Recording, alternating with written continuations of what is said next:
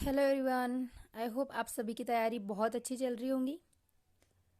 तो आज हम करेंगे मैथ्स के कुछ क्वेश्चंस औसत के। ठीक है, ये बहुत इम्पोर्टेंट टॉपिक है हर एग्ज़ाम के लिए।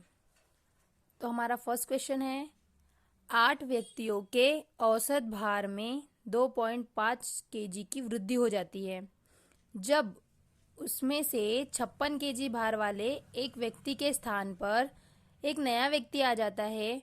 तो नए व्यक्ति का भार बताओ। मतलब हमको यहाँ बताया है कि 8 व्यक्ति है, उनके औसत भार में 2.5 केजी की वृद्धि हो जाती है। ठीक है, तो हम इसे करेंगे कैसे? हम 8 का मल्टीप्लाई कर देंगे 2.5 से, जिससे हमें क्या पता चल जाएगा कि कितनी केजी बड़े हैं, है ना। तो करके देखते हैं। 8 मल्टीप्लाई 2.5, तो ये हो जाएगा हमारा 20। ठीक है, इसका मतलब 2.5 केजी की वृद्धि औसत में होने का मतलब है कि टोटल 20 केजी बढ़ गया। ठीक है, अब जब उसमें से 56 केजी भार वाले एक व्यक्ति के स्थान पर एक नया व्यक्ति आ जाता है, तो नया व्यक्ति आएगा तो उसमें टोटल कितने की वृद्धि हो गई? 20 की। क्योंकि 56 केजी वाला को हमने क्या किया है, बाहर निकाला है और वृद्धि हुई है। मेन बात क्या याद रखना है हमें, वृद्धि। अगर यहाँ पे उसके औसत में कमी होती तो हम इस 20 को माइनस करते, लेकिन औसत में वृद्धि हुई है 2.5 की। 2.5 औसत है, लेकिन हमने 8 व्यक्तियों का मल्टीप्लाई करके टोटल निकाल दिया कि टोटल कितने केजी की वृद्धि हुई है। तो 20 केजी की वृद्धि हुई है। इसका मतलब जो नया आया होगा उसकी जो होगी, उसका भार होगा वो होगा 76 केजी। ठीक है, नेक्स्ट क्वेश्चन पे चलते हैं। 8 नाविकों वाली एक नाव में उनके नाविकों के औसत भार में 1.5 केजी की वृद्धि हो जाती है, क्योंकि 60 केजी वाले एक नाविक के स्थान पर एक नया नाविक आ जाता है।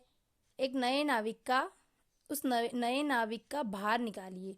तो ये तो बहुत सिंपल क्वेश्चन है। इसमें क्या बोला है उन्होंने कि जो 8 नाविक थे, 8 नाविक वाली एक नाव में उनके नाविकों के औसत भार में, तो वैसा ही है सेम, उनके औसत भार में 1.5 की वृद्धि हो जाती है। मतलब टोटल कितना भार बढ़ गया उसका? ये हो जाएगा 12। ठीक है, मतलब टोटल उसके भार में 12 केजी बढ़ गए हैं, क्योंकि 60 केजी वाले एक व्यक्ति के स्थान पे एक नया नाविक आ गया। तो हम क्या करेंगे, वृद्धि हुई है तो प्लस करेंगे। 60 में 12 प्लस कर दो, 72 इज योर आंसर। ठीक है, तो नए नाविक का भार हो जाएगा 72। नेक्स्ट क्वेश्चन है हमारा, एक एक स्कूल के 30 शिक्षकों में से 60 वर्ष की आयु का एक शिक्षक सेवानिवृत्त हो गया। टोटल 30 शिक्षक थे, उसमें से 60 वर्ष की आयु का था एक, उसकी सेवानिवृत्ति होगी। उसके स्थान पर 30 वर्ष की आयु के एक नए शिक्षक को नियुक्त किया गया। परिणाम स्वरूप शिक्षकों का माध्य आयु बताइए। माध्य यानी औसत ही होता है। तो उसमें होगा क्या, हमें 4 ऑप्शन दिए रहेंगे। क्या उनकी आयु उतनी ही रहेगी, 2 वर्ष घटेगी, या 6 माह घटेगी, या 1 वर्ष घट जाएगी? तो हम इसे कैसे निकाल सकते हैं? देखो, हमें बोला है कि 30 शिक्षक थे, 60 वर्ष वाला बाहर निकल गया और 30 वर्ष वाला आ गया। मतलब 60 वाला बाहर निकल गया और 30 वाला अंदर आ गया, तो बचा कितना, माइनस का 30। ठीक है, तो टोटल 30 थे और माइनस के 30 से अगर डिवाइड देंगे तो उसका औसत आ जाएगा। तो उसका औसत जो है वो 1 से क्या हो जाएगा, कम हो जाएगा। तो हमारा आंसर होगा 1 वर्ष घट जाएगी उसकी औसत आयु। नेक्स्ट क्वेश्चन है, 5 क्रमिक संख्याओं का औसत n है। यदि अगली 2 संख्याएं भी मिला दी जाए तो 7 संख्याओं का औसत क्या होगा? एक बढ़ जाएगा, एक घटेगा, या 2 बढ़ेगा। ठीक है, तो हम इसे करके देखेंगे कि 5 मान लो कोई संख्या है जिसका औसत क्या है, n है। तो 5 संख्या जो होती है 1 2 3 4 5, तो हमने क्या बोला था, औसत क्या होता है, बीच वाला नंबर। ठीक है, तो औसत कितना बताया उसने, n बताया है। अब हम लेते हैं दो संख्याएं और बढ़ा देंगे। ठीक है, 1 2 3 4 5 6 7, 7 हो गए क्योंकि हमने ये दो बढ़ा दिए। तो अब इनमें से बीच वाला देख लेंगे, वही आपका औसत होगा। तो देखिए इसमें क्या था, 2 के बाद आ गया था, इसमें 3 के बाद आया है, इसका मतलब एक बढ़ेगा। अगर आगे की दो संख्याएं आप ऐड करते हैं तो आपका औसत एक बढ़ जाएगा। ठीक है, ये कैसे किया हमने, हमें पता होता है कि औसत मतलब कि बीच वाली संख्या अगर क्रमागत दी गई है तो हमने 5 क्रमिक संख्याएं बोली है, इसलिए हमने सीधे से ले ली। क्रमिक नहीं बोली होती तो ये ट्रिक काम नहीं करती। नेक्स्ट है 30 संख्याओं का औसत 40 है और अन्य 40 संख्याओं का औसत 30 है। सभी संख्याओं का औसत क्या होगा, तो हम डायरेक्टली कर देंगे, 30 संख्याओं का औसत 40 है और अन्य संख्याओं का औसत 30 है।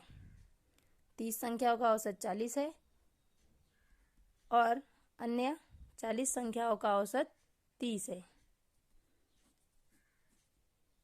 टोटल कितने हो गए, 30 और 40। क्या बोला, 30 संख्याओं का औसत 40 है और 40 संख्याओं का, मतलब 30 और 40 70 हो गए। तो टोटल नंबर से डिवाइड करेंगे, टोटल हमारे पास 70 है। ठीक है, तो 4 तिया 12 प्लस 4 तिया 12, 70, 12 दूनी 24, 7 चौकटे 7 एकम 7, 7 दूनी 14, 7 तिया 21, फिर ये 4 टाइम जाएगा, 3 बचे, 7 चौक 28, पॉइंट आ जाएगा, इसका हो जाएगा 34.4, 34.44। ठीक है, नेक्स्ट क्वेश्चन पे चलते हैं।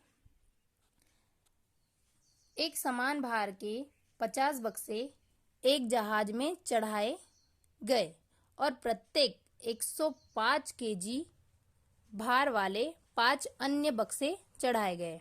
ठीक है, जिसमें सभी 55 बक्सों का औसत भार 95 केजी हो गया।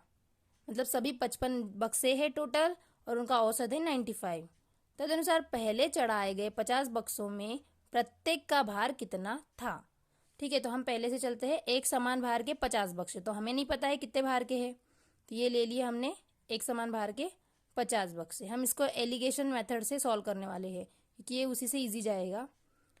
ठीक है, और उसने बोला था कि 105 केजी वाले, ये क्या है, केजी है ना, ये केजी है, हमें नहीं पता है कितना केजी है तो x केजी ले लिया। ये 105 केजी वाले कितने थे, 5 बक्से, और इनका औसत कितना है 95। तो औसत हमेशा बीच में। तो देखो 50, 105 में से 50 गए तो कितने बचते हैं, सॉरी 105 में से 95 गए तो कितने बचते हैं, 50 बचते हैं। ठीक है, और इसका अनुपात निकाल लेंगे, 5 एकम 5, 5 एकम 5 और 10, तो ये हो गया 10:1। ठीक है, तो यहाँ से हम यहाँ से x की वैल्यू निकाल सकते हैं या नहीं निकाल सकते, x की वैल्यू निकाल सकते हैं ना हम।